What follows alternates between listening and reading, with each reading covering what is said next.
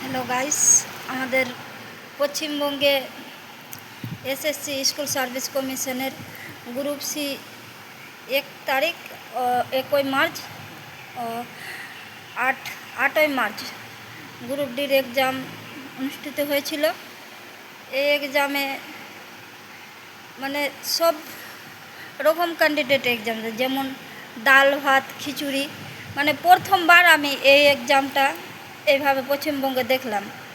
ভরসা দিয়েছিল যে কি সুপ্রিম কোর্টের রায়ে এই যে এক্সামটা নেওয়া হয়েছে, কিন্তু আগেই পেপারের অ্যান্সার লিক হয়ে যায়। অনেক স্টুডেন্ট বলে আমরা 60 দিয়েছি গ্রুপ সি এর এক্সামে, গ্রুপ ডি 40 দিয়েছি। মানে একদম ডাল ভাত খিচুড়িওয়ালা এক্সাম। সরকার এবার কাকে জবটা দেবে? যারা অ্যাকচুয়ালি ভালো করে পড়াশোনা করে এক্সামটা অ্যাটেন্ড করেছে, না যারা টুকলি করে এক্সামটা অ্যাটেন্ড করেছে তাদেরকে চাকরি দেবে। আর তার মধ্যে এর আগেও যারা চাকরি থেকে বাদ গেছে তারাও অ্যাটেন্ড করেছে, তাদের আবার কিছু কাট অফ আলাদা যাবে, 5 নম্বর করে বাড়িয়ে দেওয়া হয়েছে শুনেছি। তো এখন প্রশ্ন হলো, সরকার জবটা দেবে কাকে?